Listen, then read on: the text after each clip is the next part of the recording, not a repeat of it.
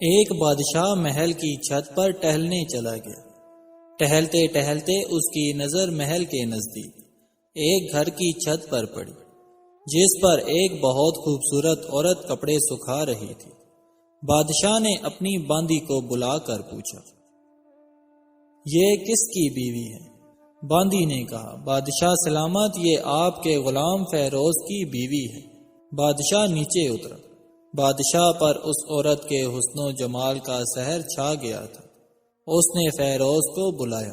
فیروز حاضر ہوا تو بادشاہ نے کہا، فیروز، ہمارا ایک کام تم نے کرنا ہے۔ ہمارا یہ خط فلاں ملک کے بادشاہ کو دے کر آؤ، اور اس خط کا جواب بھی ان سے لے کر آنا۔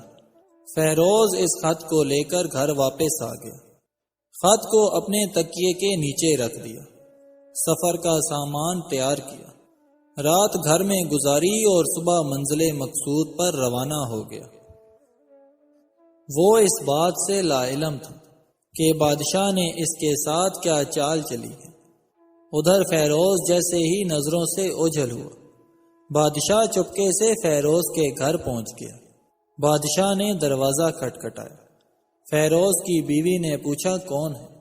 بادشاہ نے کہا، میں بادشاہ ہوں، تمہارے شوہر کا مالک۔ تو اس نے دروازہ کھولا۔ بادشاہ اندر آ کر بیٹھ گیا۔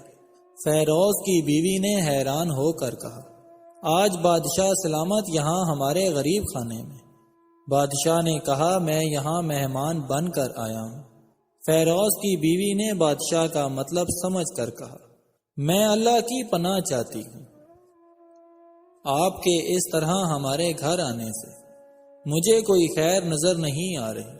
بادشاہ نے غصے میں کہا، اے لڑکی، کیا کہہ رہی ہو تم؟ شاید تم نے مجھے پہچانا نہیں۔ میں بادشاہ ہوں، تمہارے شوہر کا مالک۔ فیروز کی بیوی نے کہا، بادشاہ سلامت، میں جانتی ہوں کہ آپ ہی بادشاہ ہیں، لیکن بزرگ کہہ کر گئے ہیں، شیر کو اگرچہ جتنی بھی بھوک لگی ہو لیکن کبھی بھی وہ مردار نہیں کھاتا۔ اور کہاں بادشاہ سلامت، تم اس کٹورے میں پانی پینے آ گئے ہو جس میں تمہارے کتے نے پانی پیا ہے۔ بادشاہ اس عورت کی باتوں سے بہت ہی شرمسار ہوا اور اس کو چھوڑ کر واپس چلا گیا۔ اپنے چپل وہیں بھول گیا۔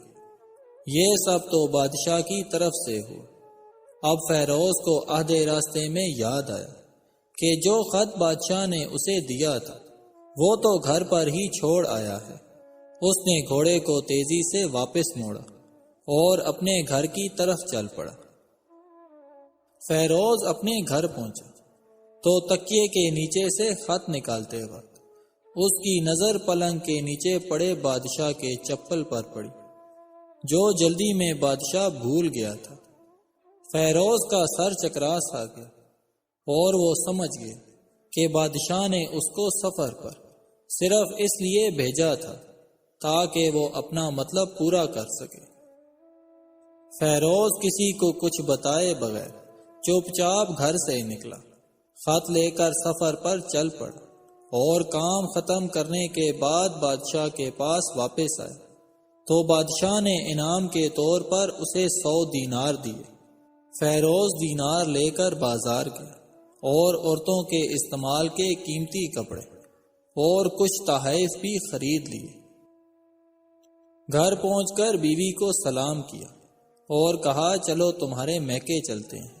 بیوی نے پوچھا، یہ کیا ہے؟ اس نے کہا، یہ بادشاہ سلامت نے انعام دیا ہے اور میں چاہتا ہوں کہ یہ پہن کر تم اپنے گھر والوں کو بھی دکھاؤ۔ بیوی، جیسا آپ چاہیں۔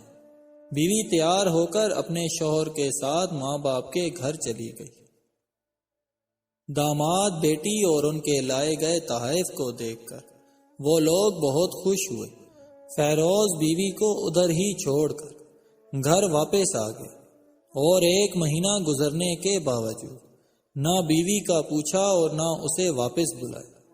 پھر کچھ دن بعد اس کے سالے اس سے ملنے آئے اور اس سے پوچھا کہ آپ ہماری بہن سے ناراضگی کی وجہ تو بتائیں۔ یا پھر ہم آپ کو قاضی کے سامنے پیش کریں گے۔ فیروز نے کہا اگر تم چاہو تو قاضی سے بات کر سکتے ہو، لیکن میرے ذمہ اس کا ایسا کوئی حق نہیں ہے جو میں نے ادا نہ کیا ہو۔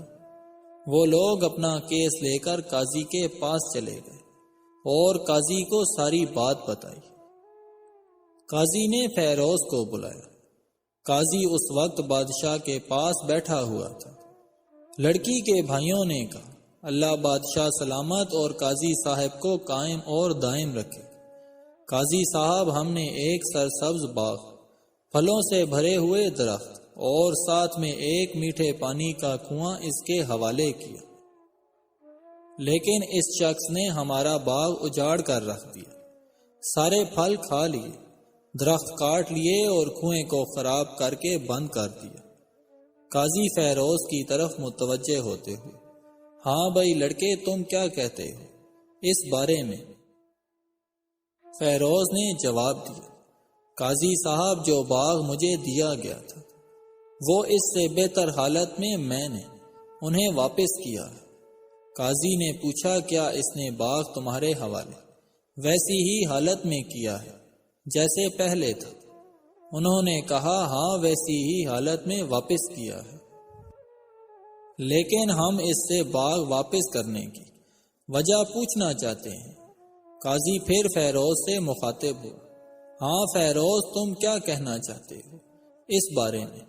فیروز نے کہا قاضی صاحب میں نے باغ کسی بغض یا نفرت کی وجہ سے نہیں چھوڑا، بلکہ اس لیے چھوڑا ہے کہ ایک دن میں اس باغ میں آیا تو اس میں نے شیر کے پنجوں کے نشان دیکھے، تو مجھے خوف ہوا کہ شیر مجھے کھا جائے گا، اس لیے شیر کی ڈر کی وجہ سے میں نے باغ میں جانا بند کر دیا۔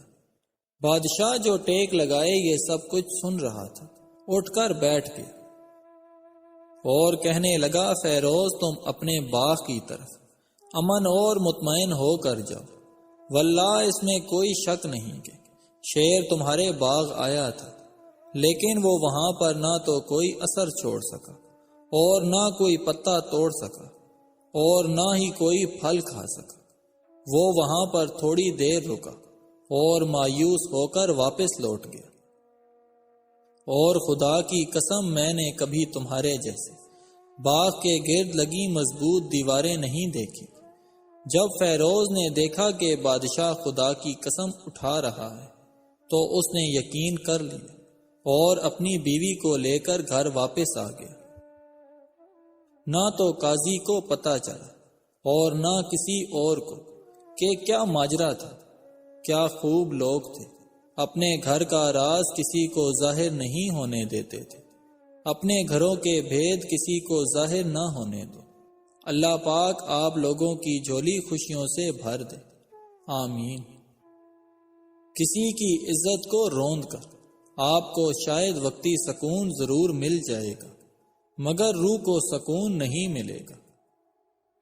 بزرگ فرماتے ہیں اپنی عورتوں کو یہ چند کام کبھی مت کرنے دینا، ورنہ رزق میں بے برکتی اور غربت آ جائے گی، اور جتنا بھی کما لو کچھ پتہ نہیں چلے گا۔ نمبر 1 کبھی بھی رات کو گھر میں جھاڑو مت لگاؤ۔ نمبر 2 کبھی بھی ننگے سر کھانا مت پکائیں۔ نمبر 3 مٹی یا چینی کے برتن ٹوٹے ہوئے استعمال نہ کریں۔ نمبر 4 صبح فجر سے سورج ہونے تک کبھی نہ سوئیں، اس سے رزق میں برکت اٹھ جاتی ہے۔ رب کو وہ آنکھیں بہت محبوب ہوتی ہیں جو اس کی محبت میں روئی ہوں، جو اپنے کیے گناہوں پر شرمسار ہوں، جو کسی کا دل دکھا کر شرمندہ ہوں، جو برائی کو دیکھنا ناپسند کرتی ہیں۔ اللہ کو سچ میں ایسی نگاہیں محبوب ہوتی ہیں ہزاروں نگاہوں میں۔